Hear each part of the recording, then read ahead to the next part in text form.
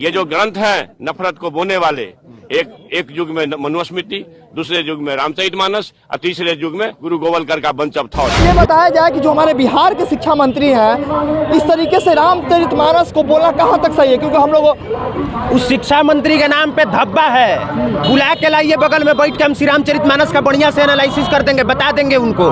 औकात नहीं है उनकी आके बैठ के भाषण दे दे। तो हाँ उन्होंने बोला है वो ऐसे है कि पूजा ही विप्र सकल गुणहीना और शूद्र न पूजहु वेद प्रवीणा, जिसका अर्थ बताए हैं कि अरे शिक्षा मंत्री जी बढ़िया से पढ़ तो लीजिए कि श्री रामचरितमानस में लिखा क्या है। कभी तुलसीदास जी ने उसको ब्राह्मण माना ही नहीं, लेकिन जिन लोगों के पास ज्ञान नहीं है 2 टके का, वो इसी तरह से 2 टके का ही बयान देंगे। लैट्रिन मंत्री होना चाहिए, शिक्षा मंत्री नहीं होना चाहिए। दुनिया को नफरत, हमारे देश को, समाज को नफरत में बांटती है। नफरत देश को महान नहीं बनाएगा। बता दें कि बिहार की राजनीति ऐसी है कि यहाँ पे कब क्या कोई बोल के जा सकता है, कोई नहीं जानता है। नेता अपना काम बनता और भाड़ में जाए जनता। ऐसा यहाँ पे टीका टिप्पणी दिया जाता है ना कि काफ़ी हिंसा फैल जाता है। अभी बता दें कि हमारे बिहार के जो शिक्षा मंत्री हैं, माननीय मंत्री जी, कि रामचरितमानस के बारे में ऐसा बोल के गए हैं कि लोगों में कहीं ना कहीं वो हिंसा का विषय हुआ है, कहीं ना कहीं एकदम संदेह का विषय। देखिए अभी हमारे साथ इन सभी पे बातों पे बात करने के लिए मौजूद हैं पब्लिक प्लेटफॉर्म के कुमार अभिनव। सर ये बताया जाए कि जो हमारे बिहार के शिक्षा मंत्री हैं, इस तरीके से रामचरितमानस को बोलना कहाँ तक सही है? क्योंकि हम लोग उस शिक्षा मंत्री के नाम पे धब्बा है, बुला के लाइए बगल में बैठ के हम श्री रामचरितमानस का बढ़िया से एनालिसिस कर देंगे, बता देंगे उनको। औकात नहीं है उनकी आके बैठ के भाषण दे दें।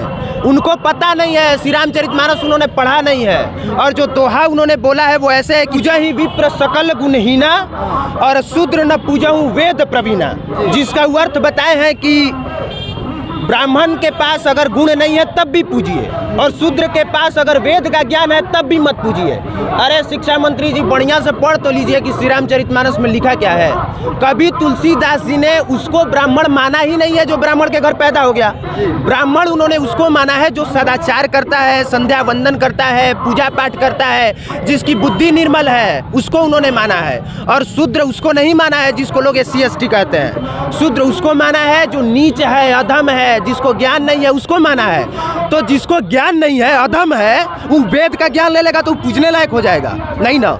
और जो ब्राह्मण है, सदाचार करता है, संध्या वंदन करता है, जिसकी बुद्धि निर्मल है, अगर उसके पास वेद का ज्ञान नहीं है तो भी वो पूजनीय है ना। तो तुलसीदास जी ने तो ये कहा है, तुलसीदास जी ने लिखा ये है। लेकिन जिन लोगों के पास ज्ञान नहीं है 2 टके का, वो इसी तरह से 2 टके का ही बयान देंगे। सीधी बात है, समझ गए?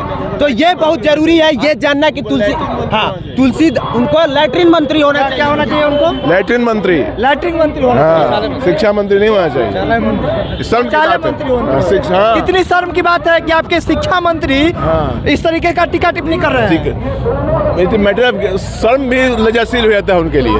शर्म शब्द भी उनके लिए छोटा है। जैसा ये भैया बता रहे हैं कि उनको शौचालय मंत्री होना चाहिए, शिक्षा मंत्री। अब वो सही कह रहे हैं, बिल्कुल सही कह रहे हैं। क्योंकि हमने कहा ना, आप पढ़िएगा बढ़िया से तब न पता चलेगा कि विप्र किसको कहा गया है, शूद्र किसको कहा गया है। अब पढ़िएगा ये नहीं, या 2 अर्थ निकाल के बिना मतलब के लेक्चर दीजिएगा तो FIR होगा, फिर आपका विरोध होगा। और ऐसे ही जैसे सांसद महोदय बैठे हैं, बिहार के तमाम लोगों को बैठ जाना चाहिए धरने पर। आप हमारे श्री राम के बारे में गलत बोलेंगे, हम चुप रहेंगे। ऐसे लोगों के साथ क्या करना चाहिए? अरे क्या हम कहें, पहले तो मंत्री पद से उनका इस्तीफा ले लेना चाहिए। पहला काम उनका इस्तीफा ले लेना चाहिए और इसके बाद उनसे बात करनी चाहिए। वो पद पे बैठे रहने के लायक नहीं है। महाराज जो शिक्षा मंत्री है उसको इस बात का ज्ञान नहीं है, वो शिक्षा मंत्री बनाने लायक है। 6 क्लास के सिलेबस में या 8 क्लास के सिलेबस में रामायण पढ़ाया जाता था कुछ समय पहले, अब नहीं पढ़ाया जाता है। उनका हिम्मत है कि कुरान के खिलाफ बोल देंगे। इसके खिलाफ? उन्हीं के कुरान के खिलाफ बोल देंगे। है हिम्मत बोलने का। और नहीं है, गजब हाल है। इतना देर में क्या हो गया होता, पूरा बिहार जल कर राख हो गया होता यदि कुरान के खिलाफ बोले होते तो। ये रामायण है, रामायण का पालन करने वाले, रामचरितमानस का पालन करने वाले शांत स्वभाव के लोग हैं। उनको पता है कि इस रामायण में, इस रामचरितमानस में क्या लिखा है। और जिस वक्त उस रांच का दोहा बताया जा रहा था, उस टाइम जानते हैं क्या हुआ था कि भगवान श्री रामचंद्र जी के साथ शिव जी के बारे में चर्चा किया गया था। उस टाइम का इस दोहा का ज्ञान दिया गया था कि आप कुछ भी पढ़ लीजिए, हो जाएगा जी। उसी धर्म और शास्त्र में जिसका वो उदाहरण दे रहे हैं, उसी में लिखा गया है कि ब्राह्मण के घर पैदा हो जाने से कोई ब्राह्मण नहीं हो जाता और शूद्र के घर पैदा हो जाने से कोई शूद्र नहीं हो जाता। आपका जैसा व्यवहार है उसी के अनुसार आपको इज्जत मिलती है और उसी के अनुसार आपका सम्मान होना चाहिए। तो शिक्षा मंत्री जी से निवेदन है कि उलूल जुलूल बयान देने से पहले एक बार आप अध्ययन कीजिए और नहीं समझ में आता है तो हम लोगों को पदभार दीजिए, हम लोग बढ़िया से चलाएंगे, ईमानदारी से चलाएंगे। ये छल कपट और उलूल जुलूल बयान हम लोग नहीं देंगे। देखिए, तो अभी हमारे साथ पब्लिक प्लेटफॉर्म के कुमार अभिनव हैं और इन्होंने शिक्षा मंत्री को नसीहत दी है कि एक बार आप शास्त्र का ज्ञान ले लीजिए। ज्ञान इसलिए लीजिए, अगर भाई साहब ने जैसे बताया कि अगर कुरान के बारे में अगर शिक्षा मंत्री जी बोल रहे होते ना तो पूरा बिहार जलकर राख हो जाता है। सही बात है, बिहार जलकर राख हो जाता क्योंकि मुसलमान समुदाय में एकता है। लेकिन भारत जो रामचरितमानस